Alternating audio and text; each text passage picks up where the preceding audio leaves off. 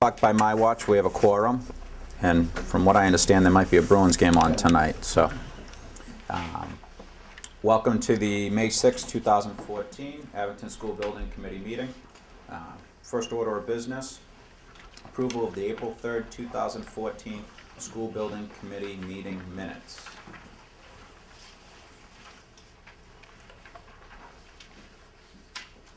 Do I have a second? Any discussion? All those in favor? Aye. Opposed? Hearing none, minutes are approved. Next on the agenda, I'd like to turn it over to Scott to give us a design update.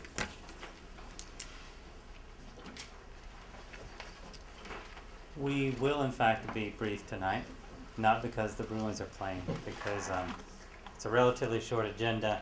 And we have been focused, since the last time the committee met, on two things. One is we have continued to work with the staff and administration to develop in a lot more detail the individual spaces within the building.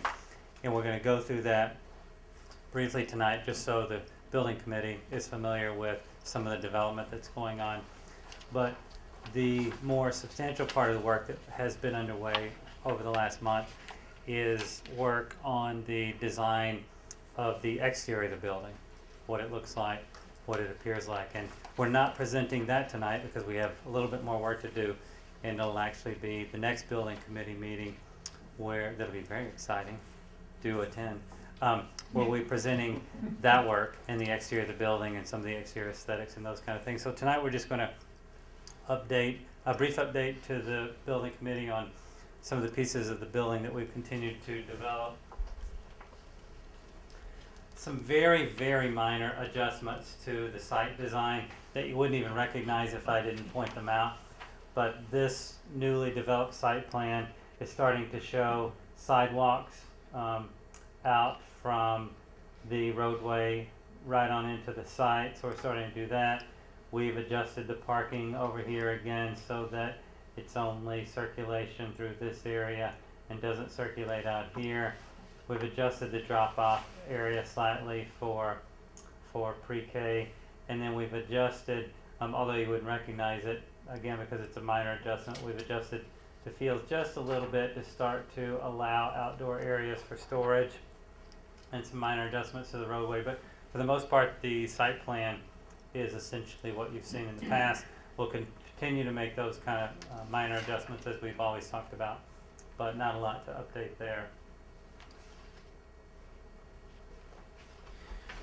We have continued to develop the interior layout of the building, and one of the things that we want to talk about just briefly, because you will see it and how it influences the exterior design of the building, is one of the inherent characteristics that we want to make certain we have in the entire building is this idea of wayfinding, meaning finding your way throughout the building, keeping the floor plan and the layout very simple such that parents, visitors, even students, although they'll acclimate very quickly to the layout of the building, but can find their way very easily. It's a very simple building floor plan to explain to somebody, in that you've got the high school, you've got the middle school, you've got the shared components.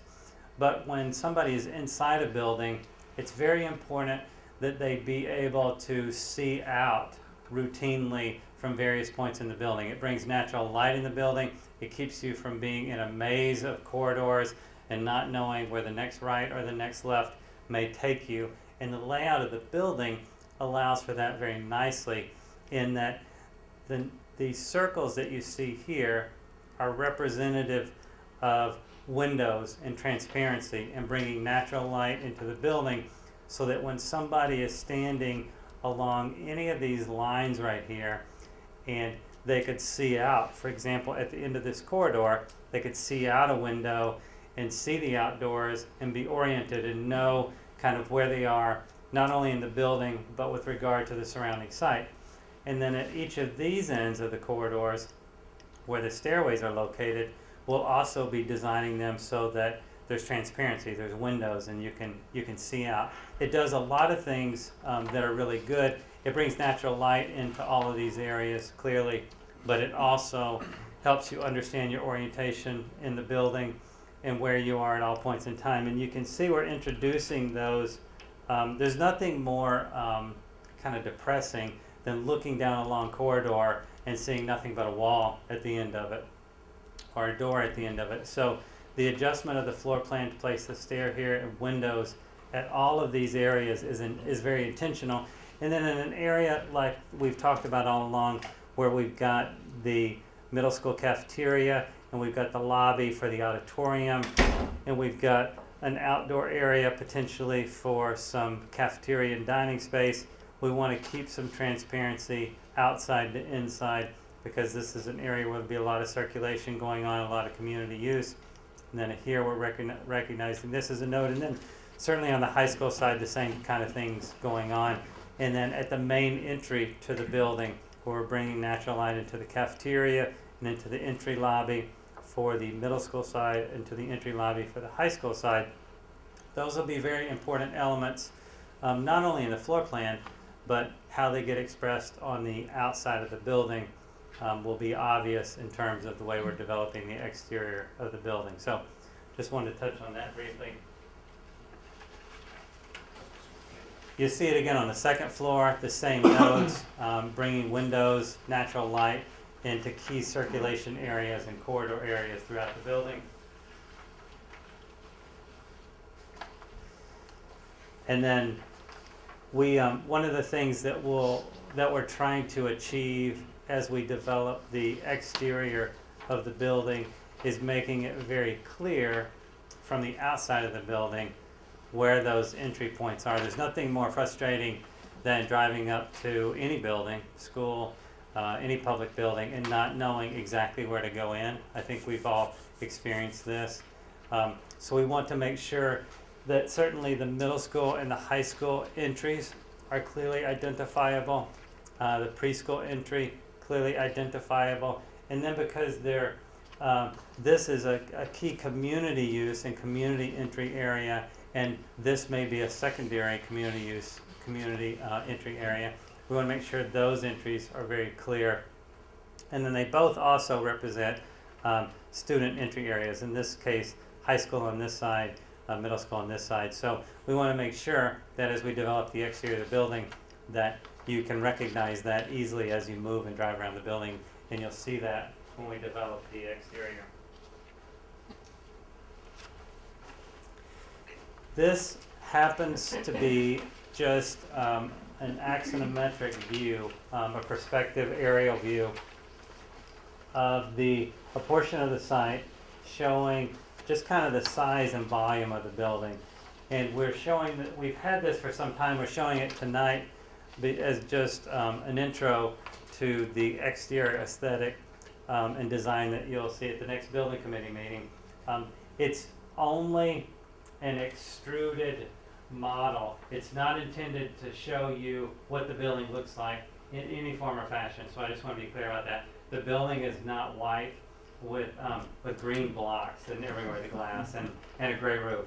This is only an extruded model to show you the shape of the building and to give you a little bit of an idea of the size and massing of the building with regard to the site.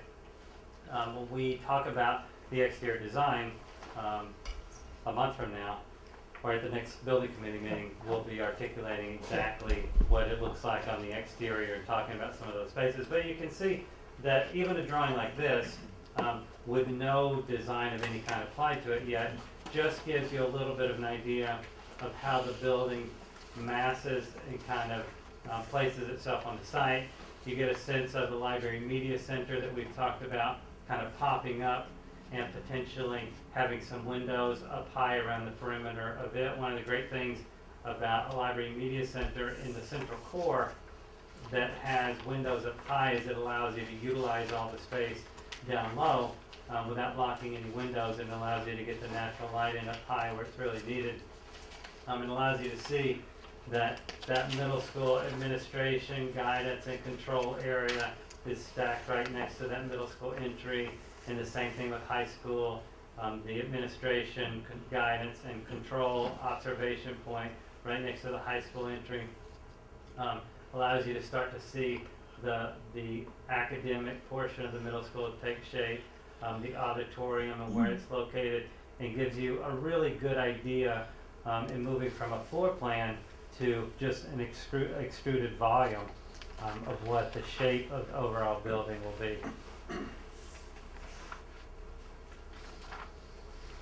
We're going to talk just briefly about some of the development. I'm going to ask Troy to walk through, if you don't mind, some of the development of some of the individual spaces. I'm going to run the slides for you. Lucky Fantastic. Thank you. We're going to go through 4 spaces. In fact, if we could just move back.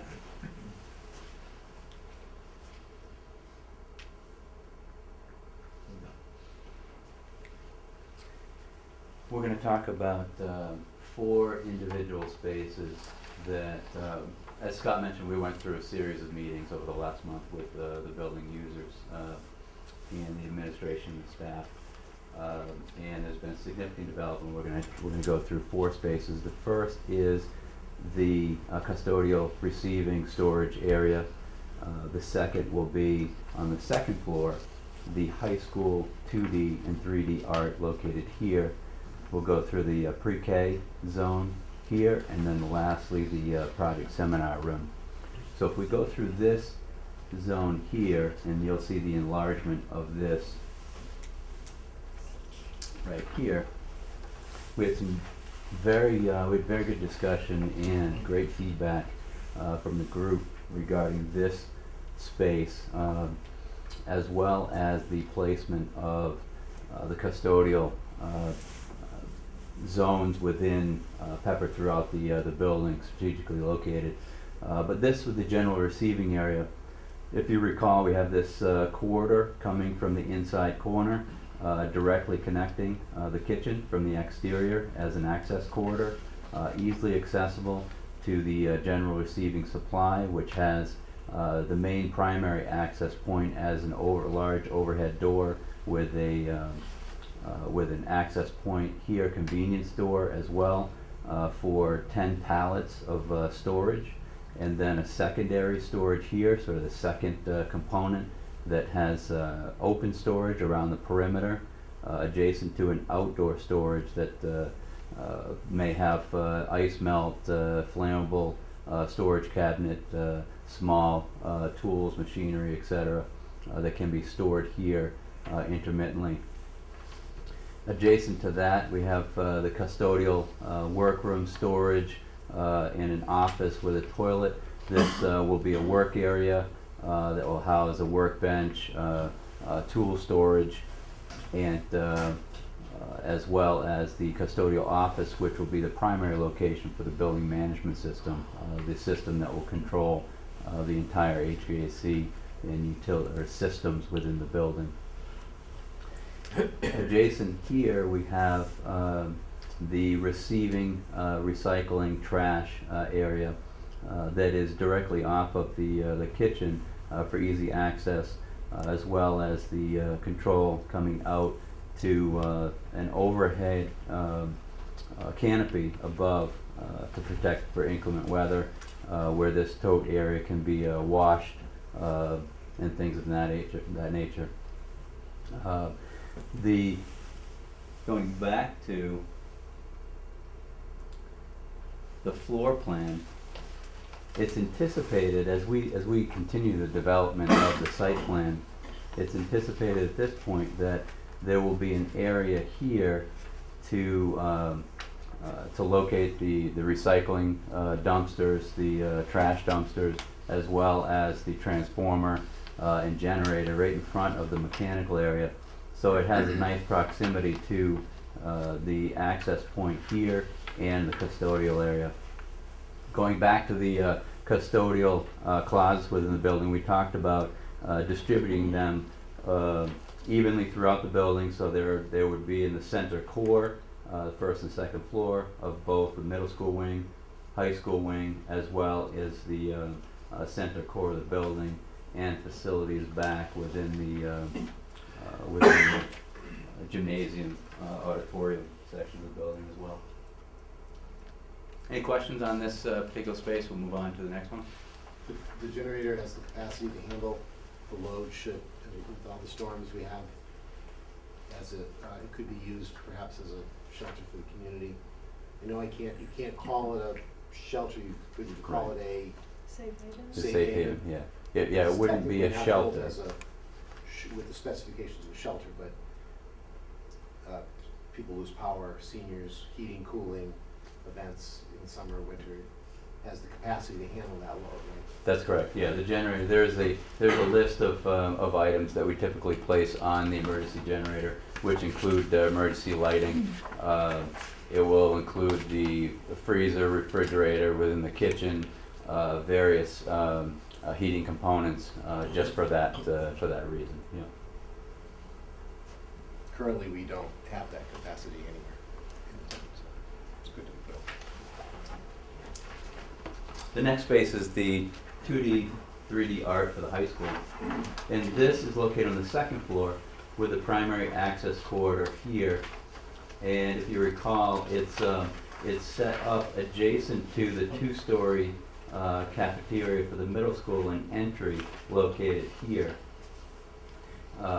This is the intent of this space, both spaces, is provide a space that is visually very stimulating and also visible from the corridor, the adjacent corridor here.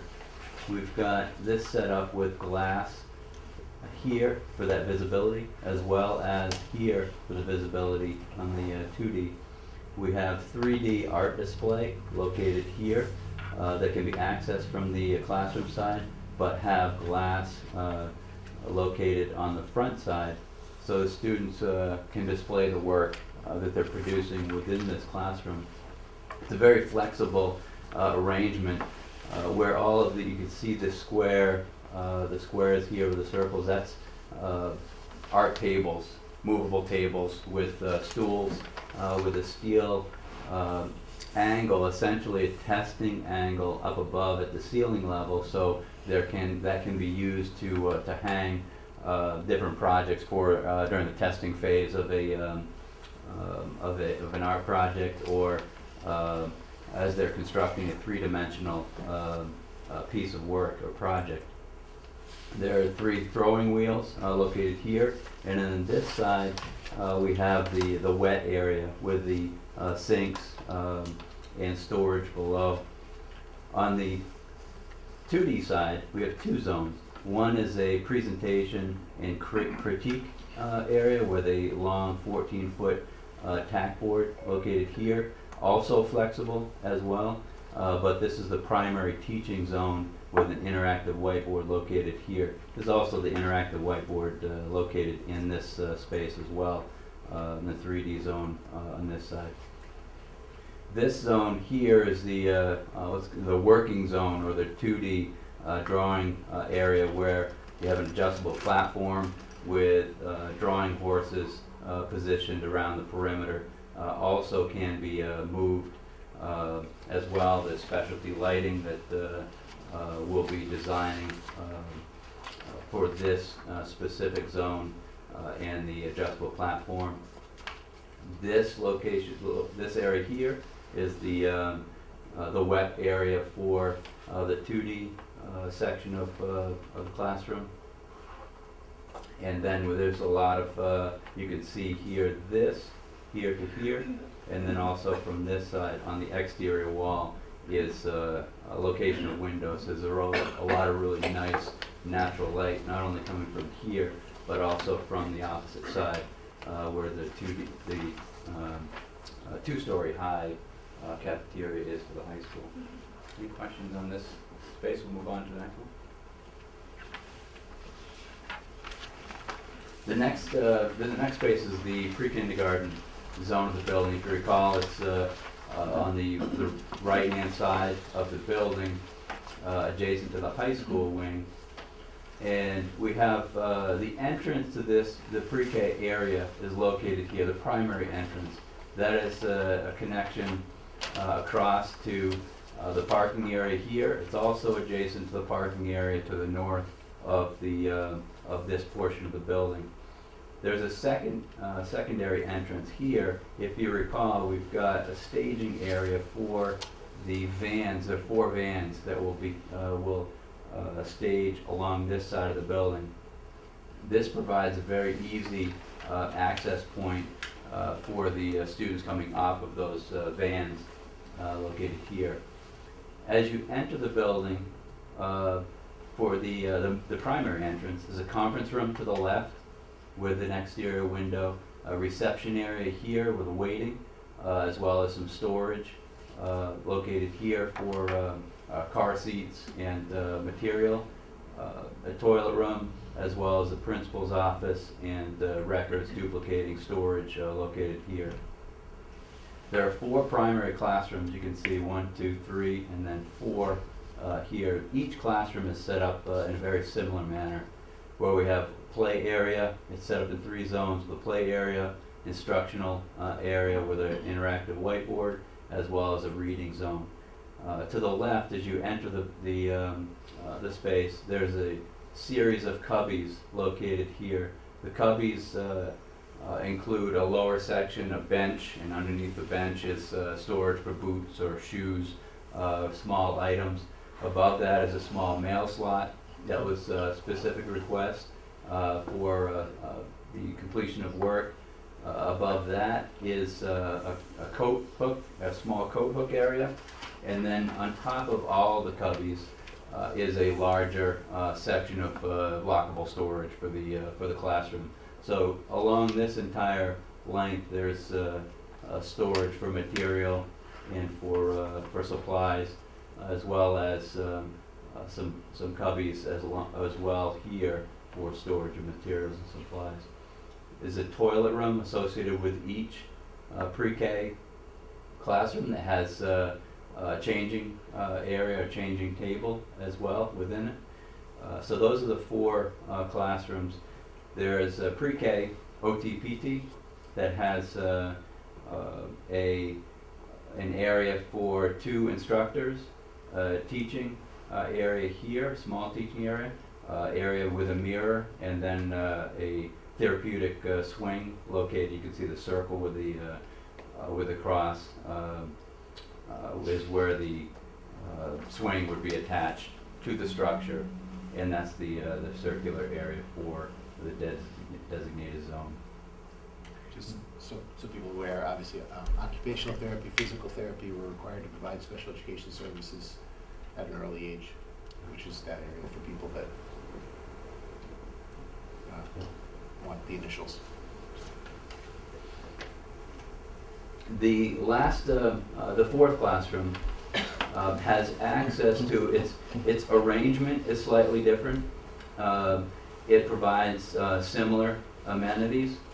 It has the capacity, and it's intended to have about 9 students, where the others are intended to have 15 students.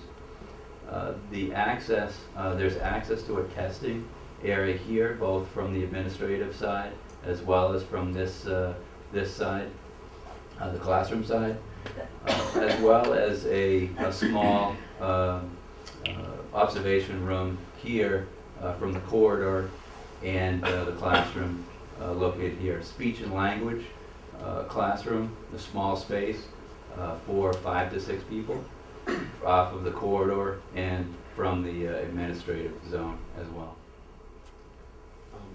The better we're able to provide educational services to these early elementary children as they enter the district, the more likely we are to be able to hold on to them as our students in the Abington Public Schools, rather than have them go out of the district for other out-of-district services that we provide. Thanks, Pete. Each of these classrooms will have, as you can see here, a really nice amount of natural daylight coming into the classrooms. And they also have, between the corridor and the classroom, a window that spans this area here. So there's a lot of transparency between the natural light coming in and also the corridor, visual connection between the corridor and that classroom. That was something that the administration and the faculty wanted to have that they don't currently have at Central. It's a really nice setup. Any questions in this case? I have, Yep. with regard to reception and the waiting area, what's the protocol to, as far as like doors being locked and that type of thing, and the public getting in? Sure. The setup at this point is similar to how the middle school and high school will be set up, so that there would be a buzzer and a camera located at the entrance.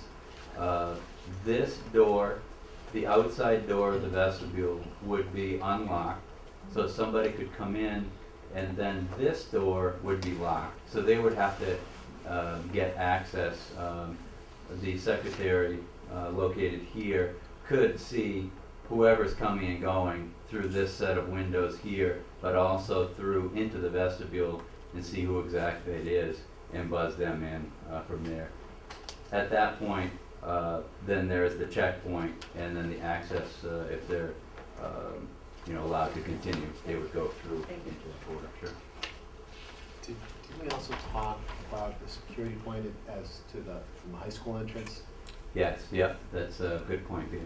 The this point here, the high school is below in the wing, located here. There's a set of doors here, and the access, there's the corridor running from the primary corridor at the high school and egressing at this point. This set of doors would have would be locked, and we would have either a fob or a card swipe or some sort of a protocol set up for specific access from the high school into the pre-K zone itself. And this corridor came out of, the implementation of this corridor came out of discussions with the administration about just the natural tendency of high school students with the student parking located over here. The natural tendency would have been to cut right through the kindergarten area and out this set of doors here after school. So we placed this corridor here as a egress point for the high school students, so this can be completely isolated if necessary. Any other questions? The last space is the project seminar room. And this, if you recall, is located on the inside corner of that central area of the common core facilities of the building, adjacent to the kitchen, adjacent to the middle school and high school entries into the classroom wings. So it's centrally located, and it's the discussions that we had, we looked at a series of options when we discussed this with the administration, the faculty and staff. One was a smaller auditorium style, low slope seating with an arm tablet. One was a higher sloped stadium style, similar to this, but also with an arm chair and a tablet. And then we also looked at this type of seating, which is stadium style, that has a continuous work surface running from one side to the opposite side of the room, with access on either side of this space. This has integral chairs, and it also has integral power and data within each seat in the space along this length. So it's got a really nice setup overall, nice area, enlarged area for somebody to place their laptop and also writing surface. It has, we just talked about a local sound system, a projection screen, a larger projection screen with the interactive whiteboard as well. This example is the one we did in Natick High School. The final space may not look exactly like this, but this gives you a visual of some of the amenities with the acoustic treatment, with the projection screen or the projector. You may be able to see the suspended microphones for recording. It's used for distance learning. It's used for many other conditions or many other opportunities. And the faculty, when we talked about this type of space and the location, there were many faculty members that were excited about it and had specific reasons why they thought this was a great space to be integrated within the center of the building itself.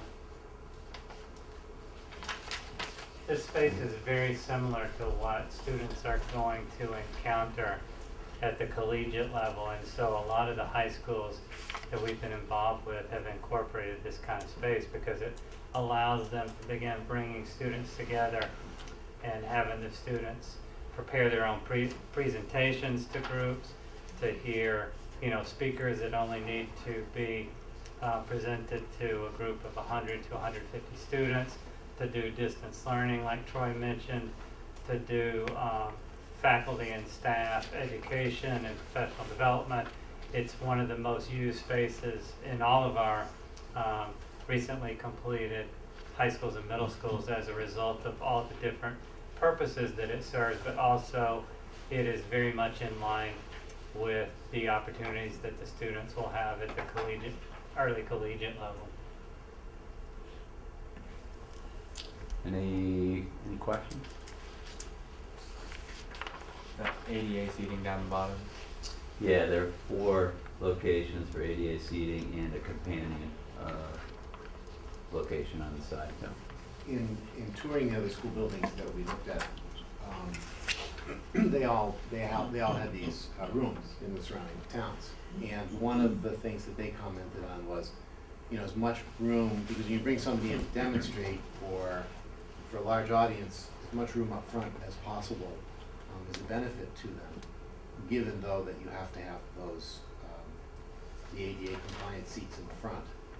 Certainly we have, an ability to back that area up or back the seating up just to provide flexibility for those demonstrations, those presenters, was their suggestion. Yeah, and that's you'll see supporting Peter's comment is that the one in Natick has a very short distance between the handicap seating location here and the front presentation area. We're fortunate here in Abington that the square footage of this space is slightly larger than this one in Natick, which provides or allows us to push all of the seating back, and as a result you get a much larger zone in the front for that demonstration area. For example, a meeting like this would be held in a room like that. Yeah.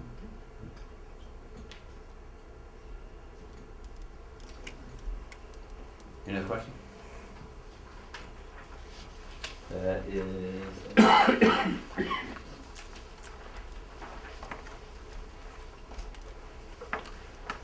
turn it over to you. Okay.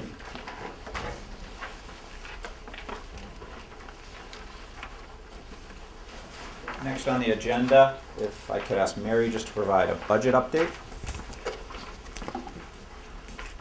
Included in your agenda package is an updated budget, which includes, in the expended column, invoices received in the last week or so. There were just 2 invoices received, one from AI3, excuse me, for the schematic design phase work, which is reported in the total expended to date on that line item of $489,087. So we are still tracking in budget for that line item. Additionally, we had partial payments for work performed with regard to the traffic study, geotech, and survey work, which you can see in the report. We are also tracking below budget on each of those line items. The traffic, I believe, was 100% billed, but the geotech and the survey are still partial payments, so we would expect future invoices on those line items. So based on the bills received to date, we are tracking on or below budget. Very good, thank you, Mary. Couple other, just very quick items, under general business and items not reasonably anticipated 48 hours in advance. First off, as Peter had alluded to during the school vacation week, several committee members, town employees, administrators, faculty from the school visited a number of surrounding communities to see the new schools that were recently constructed. We visited East Bridgewater, Rockland, Marshfield, Hingham, Hanover, and someone, Peter, that's it. For those of us that had an opportunity to attend, I was able to attend both Rockland and East Bridgewater, which both are middle high schools. Rockland also has a pre-K component, so it was very interesting to see that, how that has been laid out and how that's utilized. I think we took a number of great items, both things that we should consider and things that we probably should avoid, but I think it was very, very powerful to see firsthand what's come out of and what the end result can be of a project of this nature. We do have an open invitation to a number of the surrounding towns, so Peter would be more than happy to reach out to his counterparts in the other communities and schedule additional visits if people feel that those would be of a benefit. I would strongly urge you, if you didn't have an opportunity to attend at least one of those, to contact either myself or Peter so that we can attempt to schedule one and get another group out to see some of the area schools. Additionally, we do have a couple committee changes. We will be changing Jan from a representative of the school committee to a town resident at large. In addition to that, it's with under duress that we accepted the resignation of Roger Bodie. Raji had an opportunity presented to him by a firm very close and near and dear to our heart, KBA. They offered him a position as a project manager, which Roger accepted. Obviously, there would be a potential perceived conflict of interest if Roger served on the committee and was also employed as a project manager by our owner's project manager. Roger did tender his resignation. Although Roger's not with us tonight, I would like to publicly thank him for his commitment and hard work throughout the last 18 months. He's been, it's no surprise that that KBA snatched him up because he was a wealth of knowledge, and it was very, very beneficial to work with him over the past 18 months. So Roger, if you're watching, we thank you very much for all your work. I don't have any other items under that bullet. If anyone else has anything for the good of the group. All right, hearing none. Do I hear a motion to adjourn? So moved. Will you guys schedule future meetings? We should schedule future meetings. Thank you, Andy. Scott, 30 days from now would be a reasonable time frame for you. Yeah. Deliver everything that you promised this evening?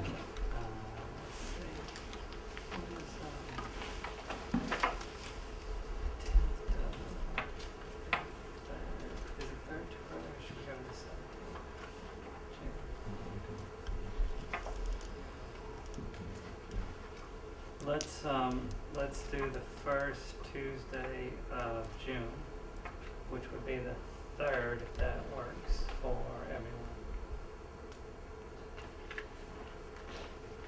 Do any members of the committee have a conflict with June 3rd at 6 p.m.? Okay.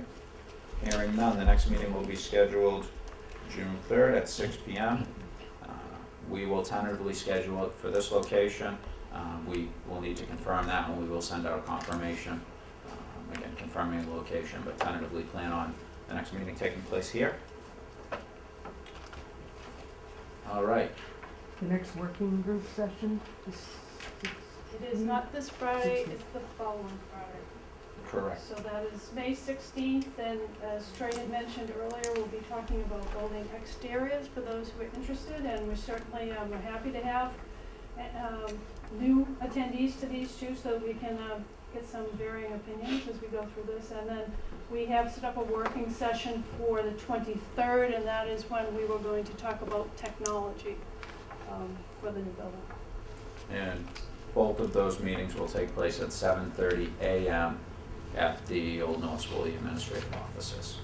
So again, those are open meetings. We encourage everyone on the committee to attend and provide their input at those as well.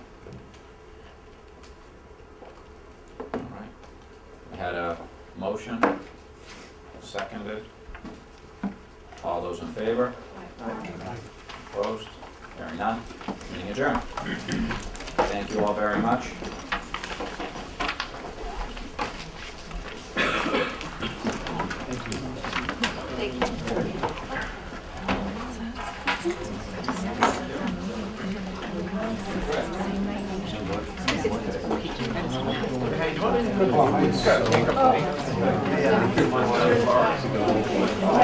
That's good.